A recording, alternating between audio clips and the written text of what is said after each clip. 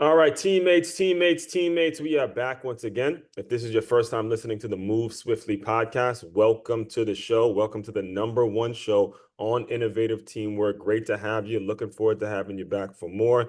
Thank whoever brought you here and understand that we do this every single day. We do not take days off. There's a new episode of this show that comes out every single day.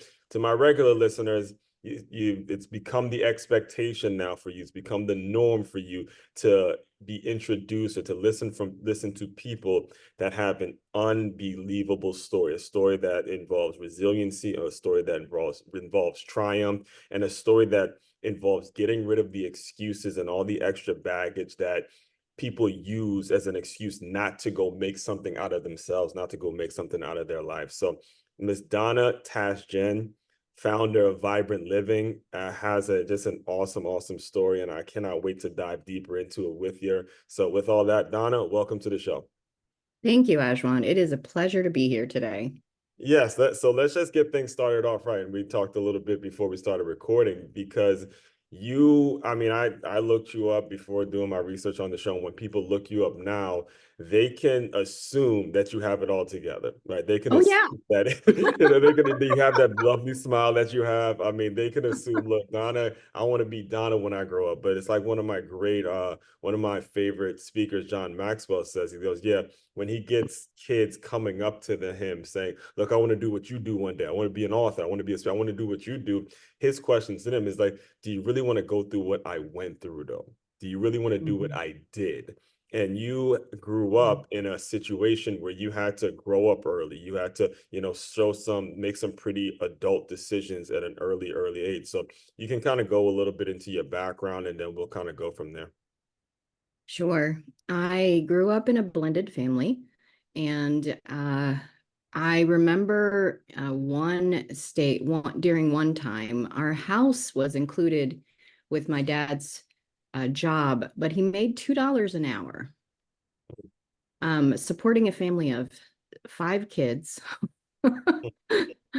And so we gleaned fields, we canned, we had, we did a lot of things. So there was this, we always had plenty to eat, but we worked for it.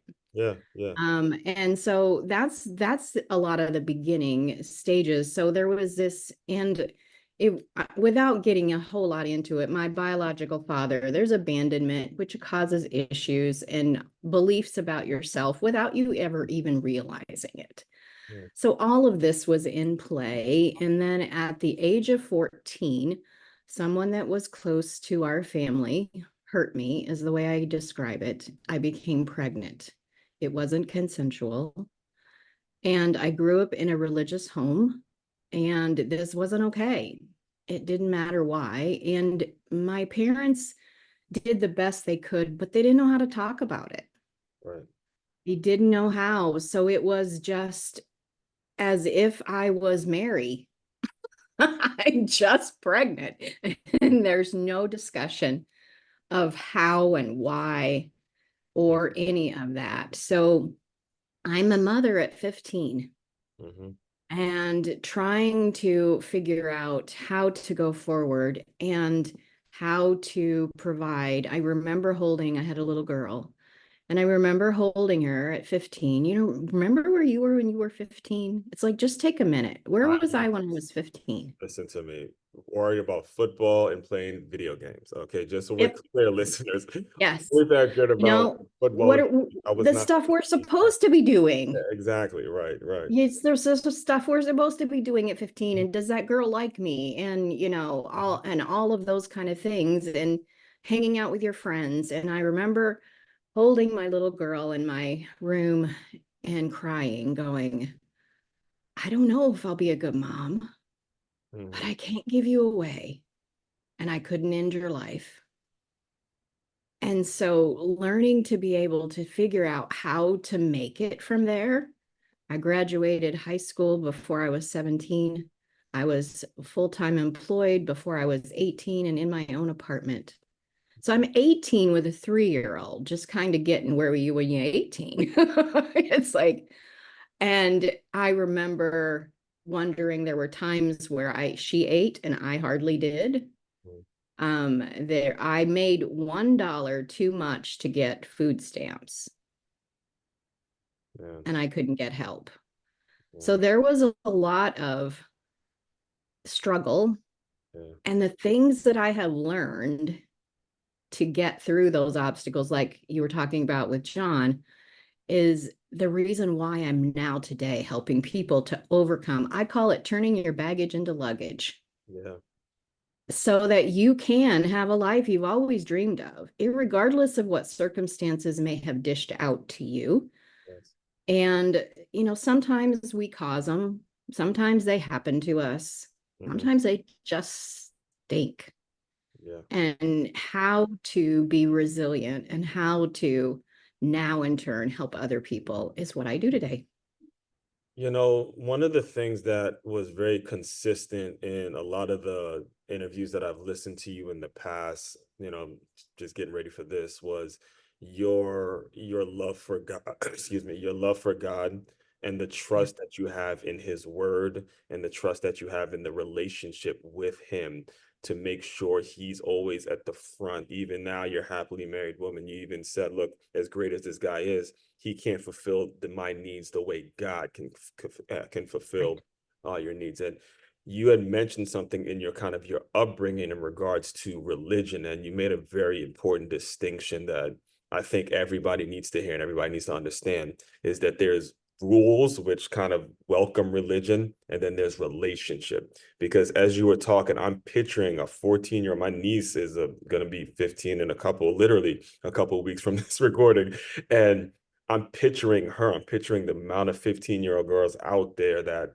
go about having sex in an unprotected way and doing it recreationally. And the way we sort of welcome it, the way we sort of make people feel like they're accepted when they start doing it. I'm picturing that girl Yeah. and having to develop a relationship with God to say, I'm not going to let this define me. I'm not going to let this circumstance define me. So can you please go in a little bit on the difference between religion and relationship with God and how that was able to kind of guide your steps to the next level?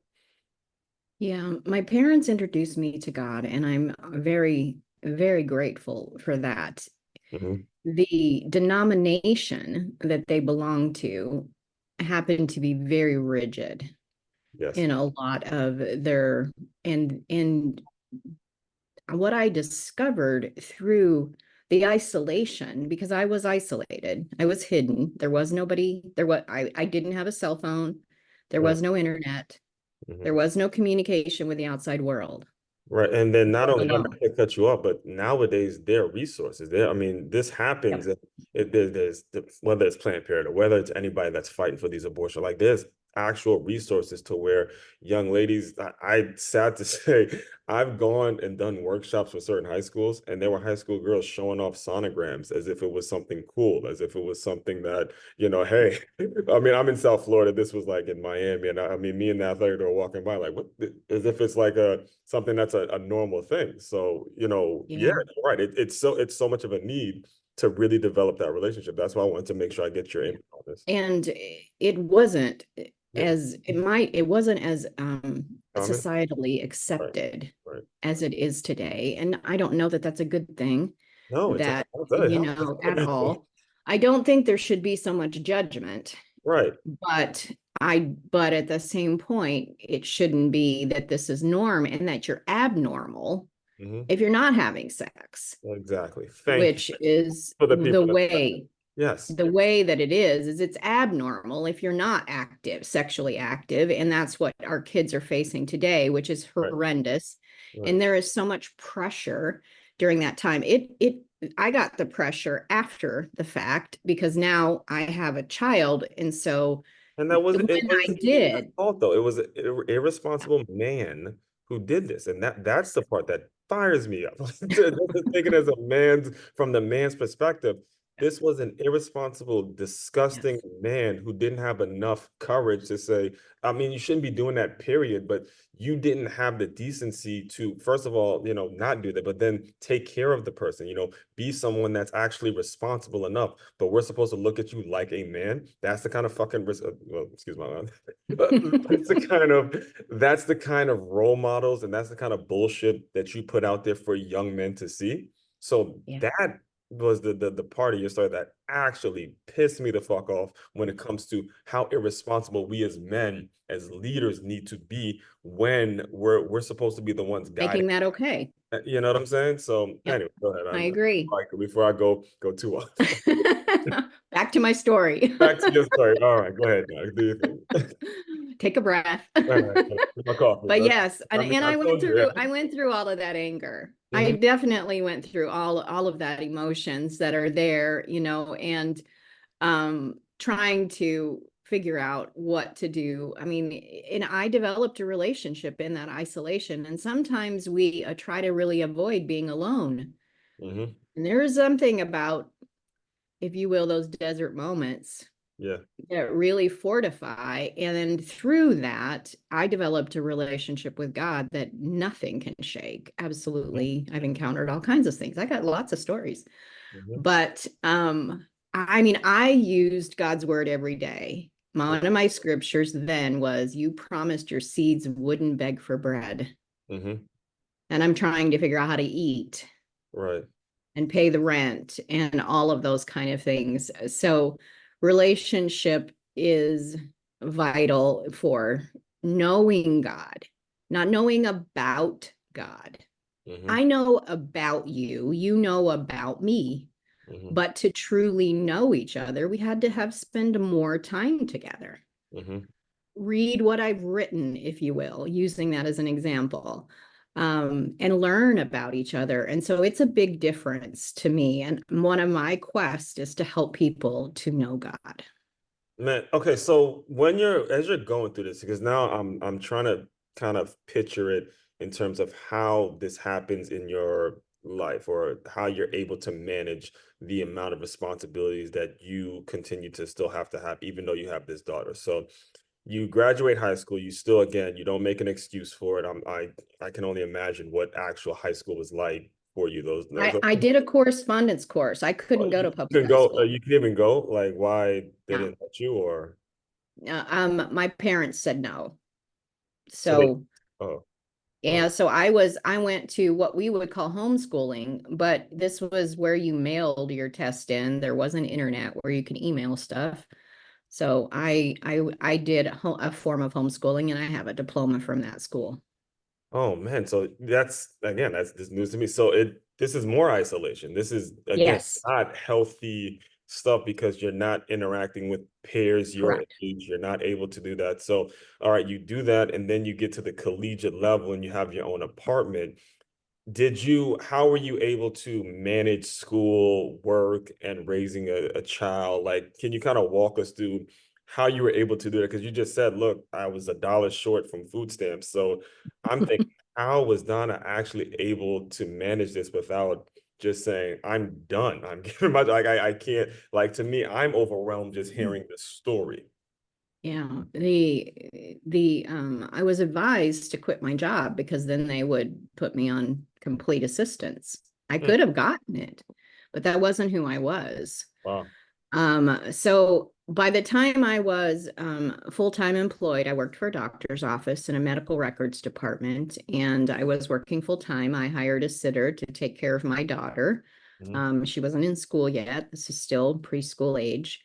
And then 2 nights a week, I went to take college courses. hmm, So 2 nights a week, she stayed until I think it was 9 o'clock, went hmm. to sleep there. I'd pick her up sleeping, bring her home, put her into bed, Okay. get up and do it all over again. Hmm, And so, and then study for those college courses. And during this stage, I had met my future husband. So okay. he was also in my life at this point, and did provide some support, I'll put it that way, and stuff like that. So, but it I guess that without knowing it today, I would word it, I got up every day and proceeded as success was inevitable. Mm. Whew. Whew, whew. That's a And powerful that's the way I live my life. And if you get up when it doesn't look like it and you yeah. don't know how and you can't figure it all out, and you get up and you get up as if it's going to work out. Hmm. And I knew I was never alone. and that God was for me, not against me, even when it looked like everything was awful. Right. Right. But that has been a motto of my life, is to get up every day and to proceed as if success is inevitable. Listen, that is incredibly powerful because I'm currently I teach at a school. I've come from the fitness world, come from the athletics world, and entrepreneurship, just a lot of things I've done. And I run across a lot of single mothers. I mean, one in particular I'm thinking about as you're talking there, the the father of her kids is actually incarcerated, and the way that they actually struggle to just get through a day. I think you just provided an incredible example in terms of just saying to yourself right now, look, we I'm going to be successful regardless. Success is going to be inevitable. And for for the listeners out there, can you kind of, and then this is going to be probably, important for them to understand. Can you kind of describe what you felt, like what made you know that this was the guy that was able to be the one to say he's going to accept my fault, accept everything I'm about, and then move forward? And like, what was that? What was that connection like? Because I know that had to be special. Um, my husband said when we first went out on our date, he happened to have a pickup truck. And he said, you sat over as far as you could to that other door. And That's small thing I, remembering too. okay, so I am a woman on guard. Yeah. Okay, if you can Have to get be. I that, mean, yeah, get yeah. that feeling. I like to have somebody in my life, but man, I'm holding you at arm's length, and I don't know. You know how many guys, this is one of my pet peeves, how many guys tell us they love us and all they do is want something? I Um, know it and for a so fact. it I've over, not to cut you off, but I've actually had to get in arguments with, because I grew up with an older sister, and she was one of the first ones when I was young who told me, if you ever tell a girl you love her, I will whoop your ass. Like she told me directly. She was not bullshitting me. She said, don't you ever tell someone you love them without actually. I was with my ex-girlfriend for 4 years, and she would be the first one to tell you. I would not say it. I would not say it because my sister put it in my head, look, boy, I hear this, you're yep, not gonna be one of them dudes, right? So I would get in arguments with my teammates who would say it to girls, get in their pants, the whole thing worked. Like yep, I did it, I won, I got in her draws, and I would never, I missed out on a yep. lot of little hookups.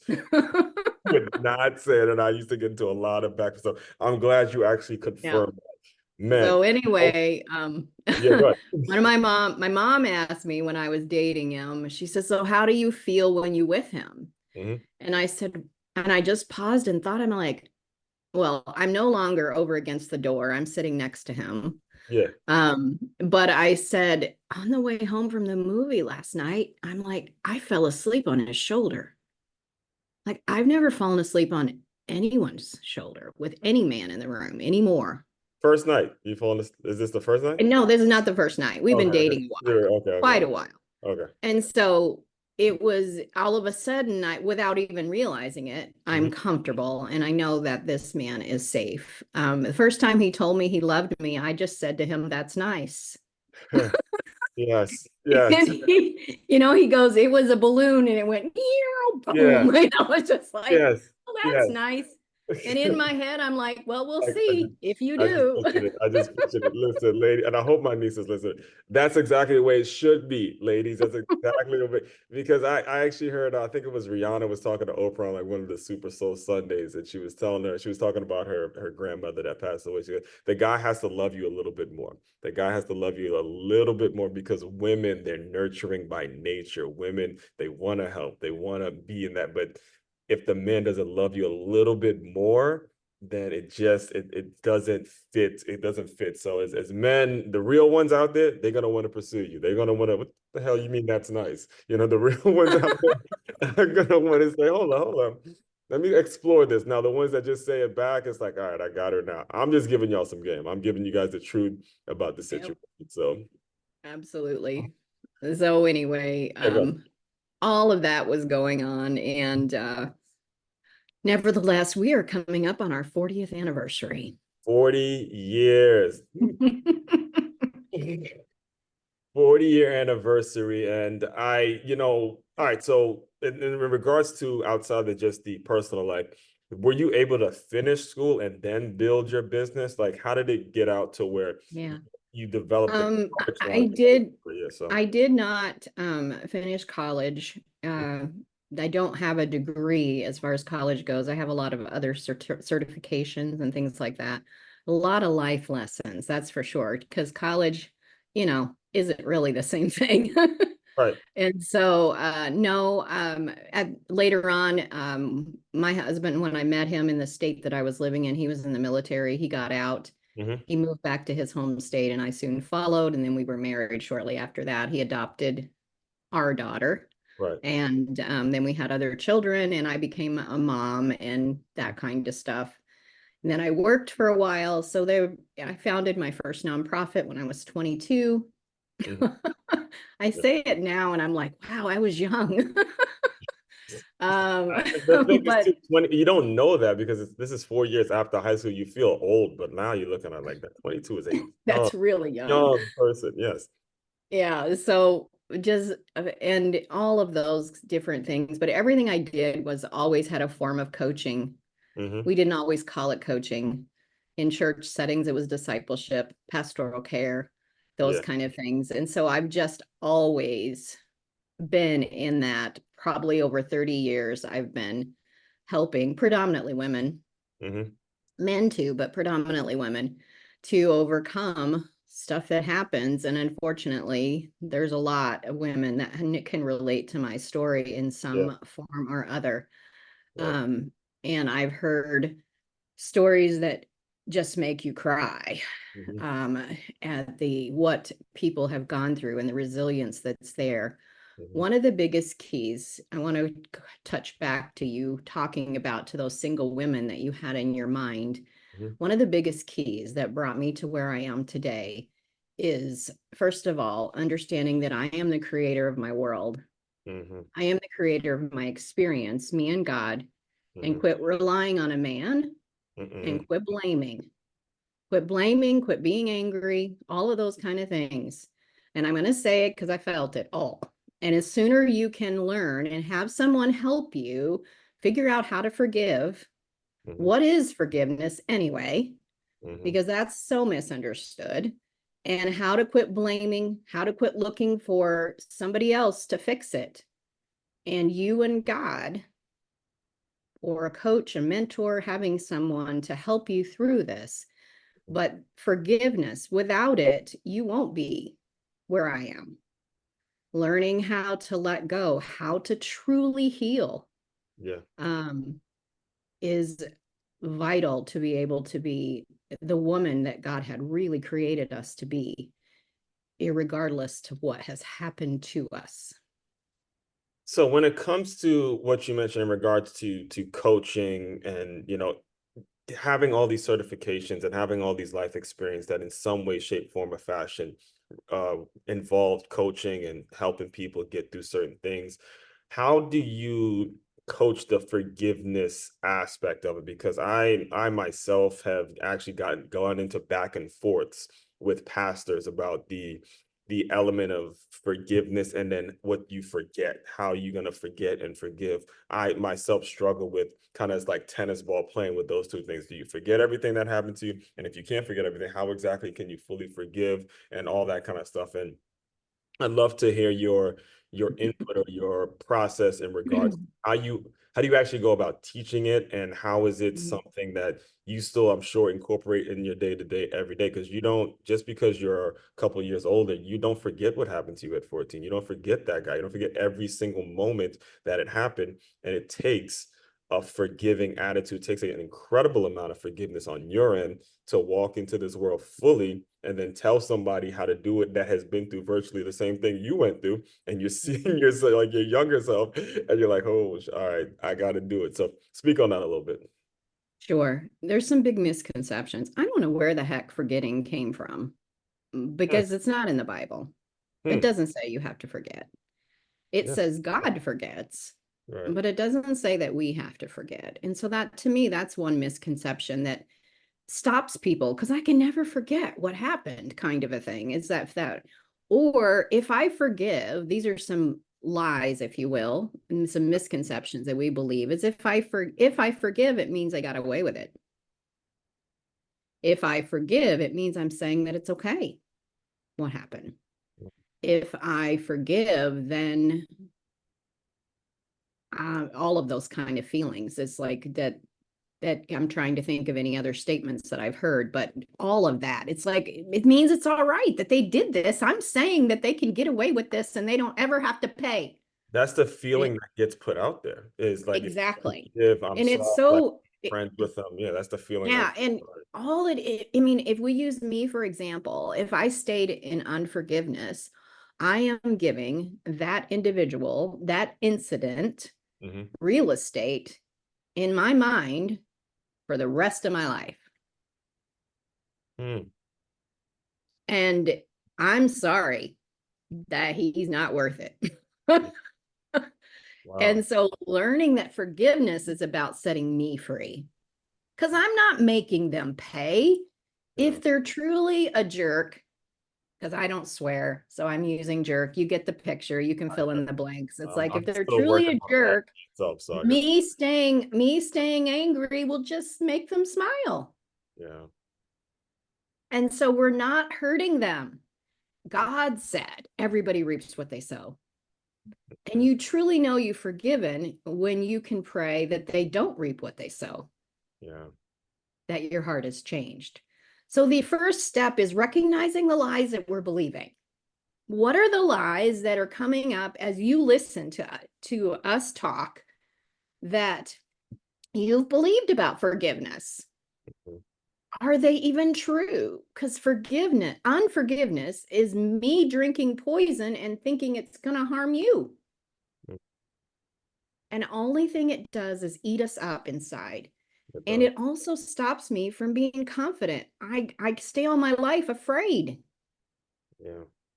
And all of those kind of feelings. So forgiveness, the analogy God gave me and has worked me through is forgiveness is an onion.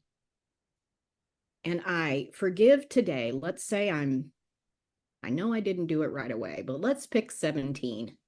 Hmm. I'm 17 and I've chosen to forgive. Don't know if it was before that. I don't really remember. And I forgive to the capacity that I can at the stage I am in my life. And one layer is peeled off of the onion. Hmm. I cry. I give it to God. I ask him to take it and heal my heart. Hmm. And then I go on with life. Hmm. A little while down the road, something may come up again. And all of a sudden I'm angry again Hmm. or triggered, feeling whatever I'm feeling. And I recognize it as the Holy Spirit saying, it's time to heal you some more, Donna. Not be mad at myself that this is happening and that I'm feeling this again, but it's time Happens to to me. heal you a little bit more. So Yeah. I forgive deeper again. Mm. And that has happened repeatedly. Right. The last one happened to me 11 years ago, and I was really mad. Like, why is this happening again Just after all the work context. I've Yeah, done? context. You were happily married, all that, and it was Yep, still absolutely. right. Uh, I something happened and I woke up feeling like that young little girl again, crying Mm. from a dead sleep, and God took me through another labor of healing. And Yeah. at first I was mad. I'm like, it's been da da da da da years, and I just about swore then. I'm like, but God took Right. me So, through right. more healing. Right. And Right. so when we can be kind to ourselves Hmm. and allow forgiveness to be layers, Yeah. that it goes deeper, just like my relationship with him. It goes deeper as I get closer and I have the capacity. That's a really important word, Hmm. to forgive.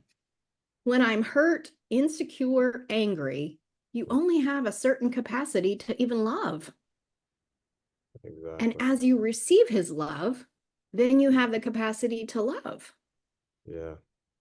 And so it is a process. And I have a whole formula that I take people through of walking through what Wonderful. happened to you, how to walk through all of that. that I have created for forgiveness, but that's it in a nutshell. Yeah, and the one of the things that just actually helped me throughout that is that concept of, as one, you don't have to forget. There was never there was never anything in the Bible. There's never anything out there. Again, that's something that the world puts out there for people like myself or somebody like you that has been through some traumatic things. You don't have to forget. No one's telling you to forget. No one's telling you, look, you got to forget everything and move on. You'll remember, but understand forgiveness, it's going to happen every single day, and that's It's the way you remember, though. exactly the way you remember. And I mean, I remember it that when word capacity, and I've had a lot of conversations about forgiveness. This is the first time I've even heard the word capacity, and knowing how much you can, how much you can get deeper in your relationship with God, to say you're going to mess up. You have the capacity to start it back over and let's go again. absolutely. So And the learning that it is expansive, yeah. but it's when I remember, well, of course, I was a teenager, so it Mhm, does kind of feel like another person, mhm, but it also is with a level of compassion toward myself mhm, and the situation. And it just isn't, it's almost as if you're telling the story about somebody else. That is an indication mhm. when you've really begin to heal. Right. Because it took me a long time to tell this story. Yes. Because when I first started telling it, all of the emotions would come up, all of the insecurities. What are people going to think? Hmm. Because I was hid. There was all about what other people were going to think and the judgment and all of that. So we have all of these things going on the inside of us. And when you remember with a different feeling attached to it from a different perspective Hmm. than, but no, why would we think we have to forget? Right. And one of the things too, actually, that I've, as someone that actually seen this thing play out, I had a client. This is back when I was training as a boxing trainer. I had a client who was very open. I mean, it took her a couple of weeks to open up to us, but she went in one morning about how her former husband or boyfriend used to actually be very, very abusive to her, to the point where, like, physically punching her in her face, and to the point where if she were to see him, if she's to see him, like, let's say 100 yards away, she'd just start bawling. She'd start Yep. crippling up and crying. Like, she was that deep into it. And I remember we actually went out. We went out one time and we were drinking or something like that. And this was like quiet moment just between she and I. And she just looks at me. She goes, "I heard he was in the hospital and got in an accident." And you could sense that feeling of she wanted to forgive, because, and as bad as this individual was to her, if you don't forgive these moments, that she probably doesn't even know I remember that story. That's, I won't put her name out there, obviously, but that moment in which is like, I need to forgive. You need to let that guy go. He can't hurt you anymore. And that's when it took me to where, me just teaching ladies how to box and protect themselves, I'm getting goosebumps just thinking about it right now, Donna. Like, thinking about how much just putting those boxing gloves on ladies helps their psyche, helps them build their Yep. business, helps them get through their day. And that leads me to the next thing I want to make sure we talk about today is your business, your everything your business is about. Like, Fiverr, like, how did it start, when it started. You got workshops, you got books, you got everything, a nice hub for all the self-development, all the ladies out there that need some work. You got it, one-stop shop. So please just walk us through how you started it, what it's doing, how it's helping people. The floor is yours. Uh, well, Vibrant Living has been in process, I would say, for 30 years, as I said, without me ever really realizing it. Mhm. But we're going back 12, 15 years ago. At the time I was in my life, I was working full time as a realtor. My husband and I had a business, and I'm working part time at a nonprofit organization. So I have two and Well, a that's at half, that point, that's full-time you jobs. at that point. That's you. You Yeah, know how so to I'm handle I'm that. I'm a little stressed. Yes. Just a little, just to give you a Yes. picture of it all. But I took this job at the part-time job as a supplement, but I did it because I was looking for the avenue to use those pastoral gifts, the gifts that were there for, Mhm. because I had been doing some of it through real estate because I was a short sale specialist, which is basically coaching people through loss without me realizing it in real estate. I got you. And when the market changed, I was dissatisfied. I'm like, so there's something more I'm supposed to do. So I took this job at Mm-hmm. this nonprofit organization and worked there. It wasn't what God had called me to do. Mm-hmm. Management changed. It became really bad, like really bad. But I was holding on to it because I had put all my eggs in that basket, and I'd also limited what God could do through me. Mm-hmm. And which, was a symbol of my past showing up again. Yeah, it happens. Yeah, That low but self-confidence it's showing coming. up again. It's coming there. You got, and that's why they boxing, man. You gotta get it out of there. Get that out your system, man. Let's go. Oh, so anyway, I was let go and left. I'm like, I can't take this anymore. We don't want you here, that kind of thing. And I felt it was one of those days you go to bed crying. Mm-hmm. And I'm like, I don't know what to do with myself. I don't know what I'm supposed to be. I don't know how this and vibrant living was born out of that really low place when I That didn't feel mindset. vibrant. Yeah. Mm-hmm. And God had given me the word that I was vivacious, which I agree today, but I didn't then. Yes. And vibrant is a synonym of vivacious. Is how the name came about. Is he gave Right. me that word for me. Is you are vivacious and you will help others to be doing the same thing. Yes. And so I went back to school when I really didn't have the finances to get certified to do coaching as a business, because when I started, coaching wasn't a thing. Okay. Coaching wasn't like it is today. Real quick, I have to pause you there because there's a lot of people that are going to school. You're going to these universities and you're wasting your tuition money. All right. Yep. She got very clear on what it is she wants to do. She got certified for that thing, and then her business was able to work. I need to make sure I'm making a point for parents, for kids who just are going to go to school and think that the concept of school is going to solve your problems. Get specific on what you want to do, get certified in that thing, and then make yourself available to have clients and be exactly what it is you want to be. That is very important. So I'm glad you brought that up. So good. Yep. Getting certified the coach and do that. So now I have a wall full of certificates, and not just how to do what I was naturally gifted at, but how to do it with a business mindset as well, Mm-hmm. because I was giving it all away. Mm-hmm. And That was a business. what I discovered is I wanted it more for most of the individuals who were getting it for free than they did. Yeah. And then you end up being depleted, which is a whole nother topic. Yeah. We go Which is for a whole another. nother topic. Listen to me. That But one will take us probably all the way to the yeah. afternoon. We won't even So do that to you listeners. So I named it Vibrant Living International when I had no idea how Mhm. it would be international. And since then, I've had a podcast for 5 years. I've written 4 books.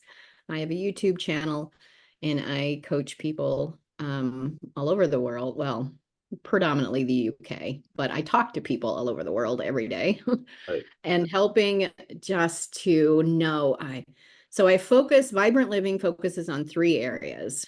If you can picture 3 interlocking circles, the first one is restoration.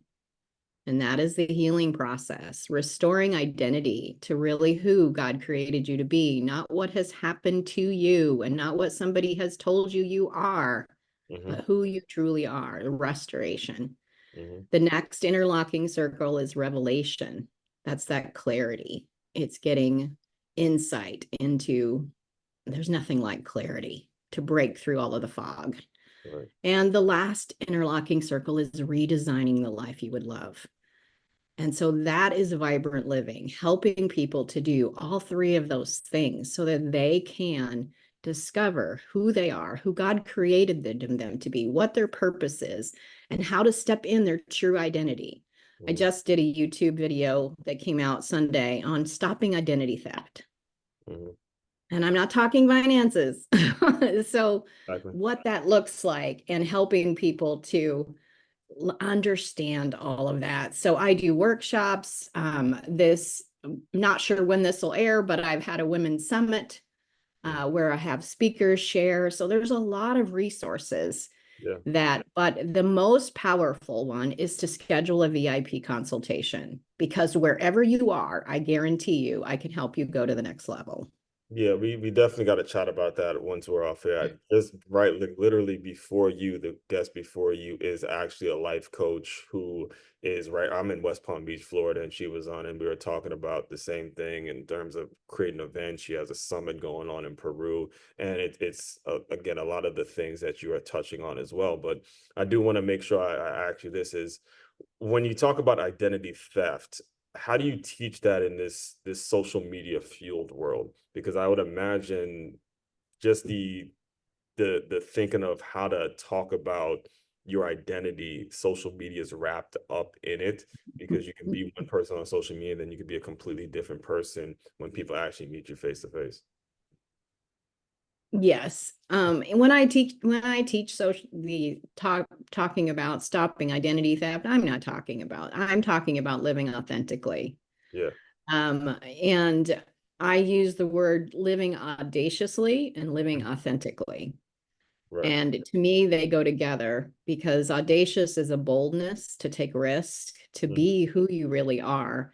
right, And that is on social media too. exactly. It doesn't mean that I say all my opinions on social media because Right. there's a lot of posts right now that I am not commenting on politically.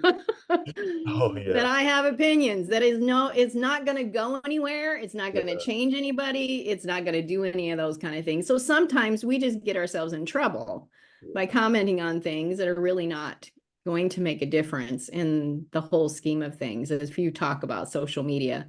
But Mhm, learning to be able to be who you are everywhere you are yeah, is what, and I talk about what breaks that initial identity because no 2-year-old, okay, I will preface that because I do know that there's 2-year-olds that are abused, but a normal 2-year-old, they are not shy or insecure. They are confident. I want mine now. yeah. I know quite And a few of those. somewhere our identity gets broken of Mhm, who we really are, and we start changing because someone said, I mean, I was made fun of because of my hair color on the playground. And so it is, all kinds of things we're criticized for that we really can't change. It's just who I am. right. And learning to be able to be authentic is the key. Yeah, I always use the example of you take a black baby and you take a white baby, they'll play together like there's nothing wrong. Absolutely. Same ones when they're 15, 14 years old, there's going to be all this nonsense that adults in the world tell them. Absolutely. They're going to think there's something wrong with them two playing together. So there's a lot of societal issues, and I love the fact that you just leave some of the campaigning and the commenting on politics stuff, leave that alone because you're right. I was telling you before, I've just experienced trying to battle certain opinions and battle the way certain people are thought. And you're right. You're fighting a losing battle. You're just not gonna win when it's just some people are so stuck in a way that they cannot listen to another person's opinion because they have their own. So, with If all someone asks me, yeah, good. I ask them, first of all, do you really want to know? And why do you want to know? Hmm, And if we're going to have a dialogue that you're interested in learning what I think, or are you just looking to beat somebody up that disagrees with you? right. Which And I so, first of all, do you really want to know? And right. I look at them in the eye. Are you sure you want my opinion?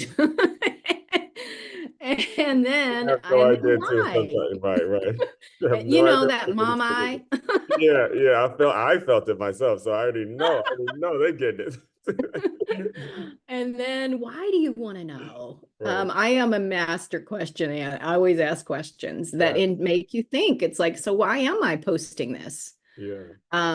Because it's okay that I can show my beliefs and perspectives on social media, but we have to have wisdom on actually, is it going to make any difference or is it just causing more More discord? noise, more noise. More fighting, more, because it just today it's volatile.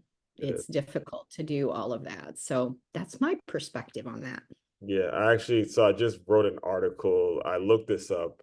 I went on Stephen A. Smith's YouTube channel and I looked up the most popular videos. The top three were him. The one was him going against Jason Whitlock.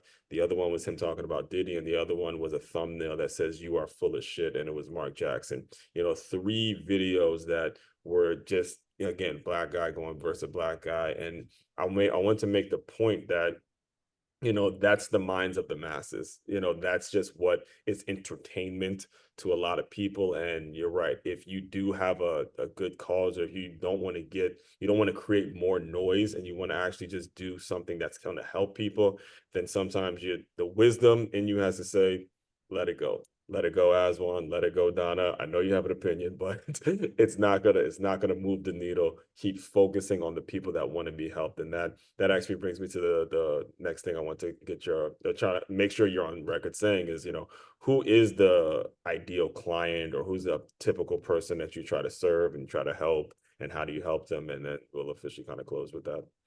Okay.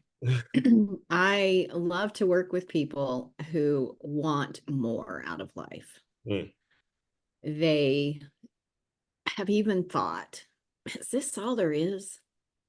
mm, And how do I get there? And there's a level of frustration, even though some things have gone well for them mhm. and they've been a level of success. But I know there's more. And a lot of my clients have even been hurt by religion, and helping them to heal through that is another perspective. Not all of them, but I think most of us have been hurt by religion at some point or other, Yes. and helping that to bring healing. So that's they could have a painful past, is the way I word it, but not necessarily. But most of us do, if we're really honest. Yes. If we're honest, all of us is. If we're really honest, we do. So helping people to heal and to get to be all that they were created to be, Mhm. that's the person I would love to talk to. Yes. And what's the best way for them to get in touch with you? I am on all the social media, but my best place is my website, Mhm. and that is the letter I, vibrantliving.com. Great. And we will make sure we include all that in the show notes as well. So, Donna, the final thing I do with all the episodes is I want you to use your imagination a little bit. You are a teenager, 14-year-old girl. You're just going through it. You're being hidden. There's so many things going on. I want you to pretend that that teenage girl has come into the Zoom room. Just give her some words of encouragement. Talk to her a little bit. Let her know it's okay. And we'll officially close. I know that you're hurting, and I know that it feels like sometimes, why bother? That life just feels too hard. But I promise you, it's worth it. Mm. If you get the right support to be able to help you, the right people speaking into your life. And if there's no one else, there's always God. All you have to do is ask. He promises when we seek him, we will find him. So I want to give you a word of hope. There is always an answer, and there is always a way. Man, that not only helped me, but I'm sure you listeners that touched your heart just as much as it touched my heart. So again, I appreciate your transparency, appreciate everything you're doing. Fellow teammates, continue to move swiftly. We will talk more soon.